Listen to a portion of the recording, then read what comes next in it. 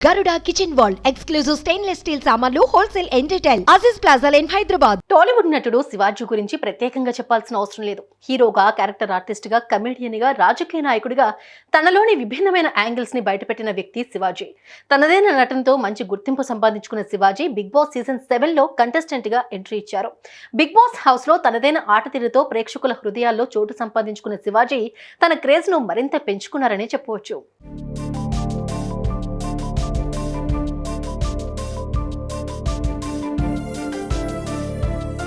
శివాజీ సొంటినేని గుంటూరు జిల్లా నర్సరావుపేటకు చెందిన సొంటినేని వెంకటేశ్వరరావు, ఝాన్సీ లక్ష్మి దంపతులకు 1968 జూన్ 30న జన్మించారు. శివాజీ తండ్రి ధాన్యం, పత్తి, పెసళ్ళు, మినుమలు హోల్సేల్గా రైతుల నుండి కొని అమ్మే వ్యాపారం చేసేవారు. శివాజీ నర్సరావుపేటలోని 10వ తరగతి వరకు చదువుకున్నారు. ఆ తర్వాత ఇంటర్మీడియట్ రఘురామయ్య కాలేజీలో పూర్తి చేశారు. అయితే శివాజీకి చదువుపై పెద్దగా ఇంట్రెస్ట్ ఉండేది కాదు. కానీ తల్లిదండ్రుల బలవంతం చేయడంతో స్కూల్, కాలేజీలు పూర్తి చేశారు.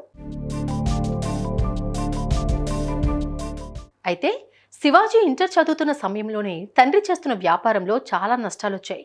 ఆ సమయంలోనే శివాజీ ఇంటర్ కూడా ఫెయిల్ అయ్యారు.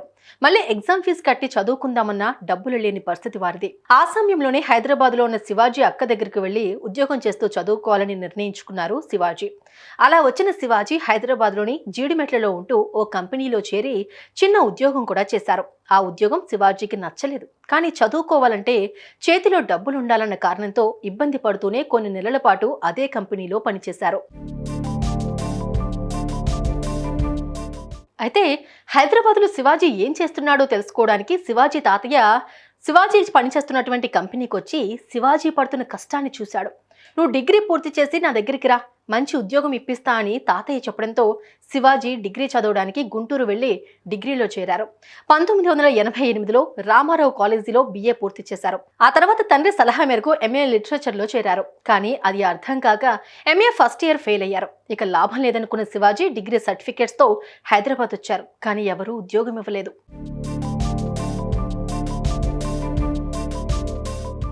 ఆ తర్వాత ఓ కంపెనీలో తక్కువ జీతానికి ఉద్యోగంలో చేరారు శివాజీ. ఆ సమయంలోనే దూరదర్శన్లో సుబ్బయ్య గారు పరిచయం అయ్యారు. ఏదైనా సీరియల్లో కానీ సినిమాల్లో కానీ అవకాశం ఉంటే చెప్పండి సార్, నాకు చిన్నతనం నుంచి నటన అంటే ఇష్టం అని చెప్పారు శివాజీ. ఆ సమయంలోనే విశ్వనాథ్ అనే ఆర్ట్ డైరెక్టర్ను పరిచయం చేశాడు శివాజీకి. విశ్వనాథ్ దగ్గర అసిస్టెంట్గా చేస్తూ ఎడిటింగ్ నేర్చుకున్నాడు శివాజీ. ఆ తర్వాత దూరదర్శన్లో కిరణ్ పరిచయం అయ్యారు. ఇలా శివాజీ, కిరణ్ మంచి ఫ్రెండ్స్ అయ్యారు. కిరణ్ దగ్గర అసిస్టెంట్ డైరెక్టర్గా పనిచేశారు శివాజీ.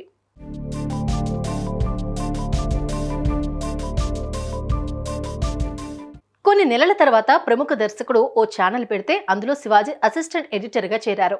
అక్కడ మెలకువలు నేర్చుకున్న శివాజీ ఆ తర్వాత జెమినీ టీవీలో టెక్నికల్ ఎడిటర్గా చేరారు. అక్కడ శివాజీ ఎంతో యాక్టివ్గా అందరితో ఎంతో సరదాగా ఉండేవారు. షిండే అనే ఓ ప్రొడ్యూసర్కి శివాజీ కామెడీ సెన్స్, మాట తీరు నచ్చింది. దీంతో ఒకరోజు శివాజీని ఇంటికి పిలిచి నువ్వు యాంకర్గా చేయాలని తెలిపాడు. ఆ మాట విన్న శివాజీ ఒక నవ్వు నవ్వి తనతో యాంకరింగ్ అవ్వని పని అని చెప్పాడు. ఆ మాట విన్న షిండే, ఎంతకాలం ఇలానే ఉంటావు, నువ్వు యాంకరింగ్ చేయి, కొద్ది రోజులు చేస్తే నీకు అలవాటు అవుతుంది, ఓకే అనుకుంటేనే కంటిన్యూ చేద్దామని చెప్పాడు. దీంతో శివాజీ కూడా సరే అని అన్నారు.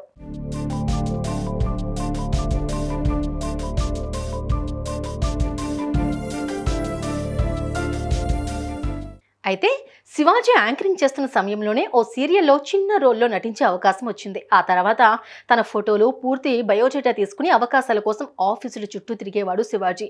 ఏదైనా సినిమాలో అవకాశం ఉంటే ఇవ్వమని దర్శకులను, స్టాఫ్ని అడిగేవారు. శివాజీని యాంకర్గా చూసిన సురేష్ కృష్ణ గారు మాస్టర్ సినిమాలో చిన్న రోల్ ఆఫర్ ఇచ్చారు. ఇలా సినిమాల్లో శివాజీ జర్నీ స్టార్ట్ అయింది.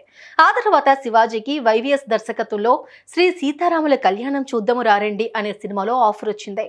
ఆ తర్వాత వెంకటేష్తో ప్రేమంటే ఇదేరా సినిమాలో చిన్న అవకాశం వచ్చింది. ఇలా 3 సినిమాలు విడుదలై సూపర్ హిట్ అయ్యాయి. అయితే శివాజీ నటించిన సినిమాలు సూపర్ హిట్ అవడంతో చాలా సినిమాల్లో అవకాశాలు వస్తాయని ఆశపడ్డారు. కానీ ఆ తర్వాత శివాజీకి ఎలాంటి సినిమా అవకాశాలు రాలేవు. మరోవైపు శివాజీ సినిమాలు చేసుకుంటూ చాలా బిజీగా ఉన్నారు కదా అని ఛానల్ వాళ్ళు కూడా శివాజీని ఉద్యోగుల నుండి కూడా తీసేశారు. ఆ తర్వాత దర్శకుడు రాఘవేంద్ర రావు గారు స్టార్ కాంటెస్ట్ పెట్టారు. చివరి వరకు శివాజీ పోటీలో నిలిచారు. కానీ ఫైనల్లో శివాజీ ఎలిమినేట్ అయ్యారు. ఆ తర్వాత ఆయనకు చాలా పరిచయాలు కూడా అయ్యాయి. దీంతో ఆయన లైఫ్ టర్న్ అయిపోయింది.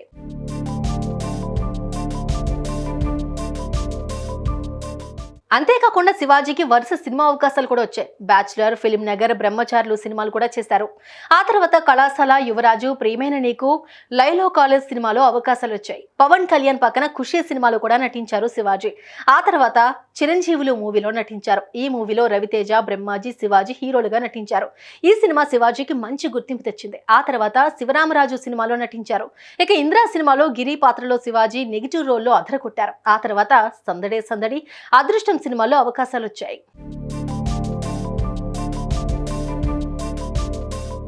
హీరో శ్రీకాంత్ నటించిన ఒట్టేసి చెబుతున్న సినిమాలో శివాజీ నెగిటివ్ రోల్లో నటించారు.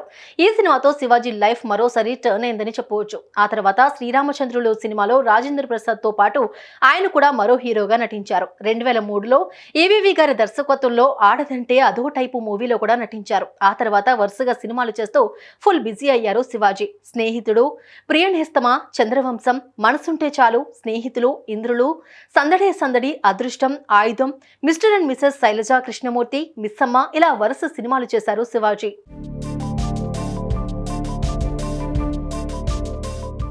ఆ తర్వాత అమ్మాయి బాగుంది సినిమాలో హీరోగా నటించారు. ఆ సినిమా సూపర్ హిట్ అయింది. ఆ తర్వాత తెలుగులో వరుసగా అవకాశాలు వచ్చాయి. స్వరాభిషేకం, కొంచెం టచ్లో ఉంటే చెబుతా, మిస్టర్ ఎర్రబాబు, అదిరిందయ్య చంద్రం వంటి సినిమాల్లో శివాజీ నటించారు. ఇంకా రారాజు, సీతారాముడు, స్టేట్ రౌడీ, సత్యభామ, నీ నవ్వే చాలు, భజంత్రీలు, టాటా బిర్లా, మధ్యలో లైలా ఇలా వరుసగా హీరోగా అవకాశాలు వచ్చాయి. అయితే ఇందులో కొన్ని ఫ్లాప్లు కూడా ఉన్నాయి. అంతేకాకుండా 2007 నుండి సపోర్టింగ్ రోల్స్ కూడా చేస్తూ వచ్చారు శివాజీ. తులసి, సత్యమేవ జయతే, జల్సా, మంత్ర, బ్రహ్మానందం డ్రామా కంపెనీ, ఇందుమతి, పెళ్లికాని ప్రసాద్, ఆకాశరామన్న, గోలగోల, నమస్తే నమః, గ్యాంగ్స్టర్, ఆలయం, మా ఆయన చంటి పిల్లాడు, కుబేరులు, మస్త్, కౌసల్య సుప్రజారామ, 1820 లవ్ స్టోరీ, ముగ్గురు, డైరీ, బూచమ్మ బూచోడు, దొరకడు, తాజ్మహల్ వంటి చిత్రాల్లో శివాజీ నటించారు. ఇక హీరోగా ఆయన పెళ్లికాని ప్రసాద్, నా గర్ల్ ఫ్రెండ్ బాగా రిచ్, బ్రహ్మలోకం టు యమలోకం, వయా భూలోకం, లోకమే కొత్తగా, ముగ్గురు, ఏమైంది నాలో, అయ్యారే ఏం బాబో లడ్డు కావాలా, తాను తిరిగింది పవిత్ర, కమలతో నా ప్రయాణం, బూచమ్మ బూచోడు, దొరకడు, సీసా ఇలా హీరోగా నటించి మంచి గుర్తింపు సంపాదించుకున్నారు శివాజీ. అంతేకాకుండా కొంతమంది హీరోలకు డబ్బింగ్ కూడా చెప్పారు. తెలుగులో జయం, దిల్, సంబరం సినిమాల్లో నితిన్కి డబ్బింగ్ చెప్పారు. ఉల్లాసంగా ఉత్సాహంగా సినిమాలో ఏసవ్ సాగర్ కు కూడా డబ్బింగ్ చెప్పారు. బిజ్జా సినిమాలో విజయ్ సేతుపతికి కూడా శివాజీ డబ్బింగ్ చెప్పారు. 2010 వరకు వరుసగా సినిమాలు చేస్తూ బిజీగా ఉన్న శివాజీ ఆ తర్వాత రాజకీయాల్లోకి ఎంట్రీ ఇచ్చారు. ఏపీకి స్పెషల్ స్టేటస్ ఇవ్వాలని బీజేపీలో చేరారు. ఆ తర్వాత టీడీపీలో చేరారు. 2018లో గ్యాంగ్స్టర్ అనే వెబ్ సిరీస్ లో కనిపించారు. దిల్ మూవీకి గాను ఉత్తమ పురుష డబ్బింగ్ ఆర్టిస్ట్ గా నంది అవార్డు అందుకున్నారు శివాజీ. 2016లో సినీ ఇండస్ట్రీకి దూరమయ్యారు. ఆ తర్వాత రాజకీయాల్లో కనిపించారు. ఏపీకి ప్రత్యేక హోదా కల్పించాలని ఆమరణ నిరాహార దీక్ష చేశారు. ఏపీకి ప్రత్యేక హోదా కోసం పోరాడుతున్న టీడీపీ, ఆ పార్టీ అధినేత నారా చంద్రబాబు నాయుడికి మద్దతిచ్చారు. ఆ తర్వాత రాజకీయాలకు కూడా దూరంగా ఉన్నారు శివాజీ. అటు సినిమాలకు, ఇటు రాజకీయాలకు దూరమైన శివాజీ సడన్ గా బిగ్ బాస్ లో కనిపించి అందరినీ ఆశ్చర్యానికి గురి చేశారు.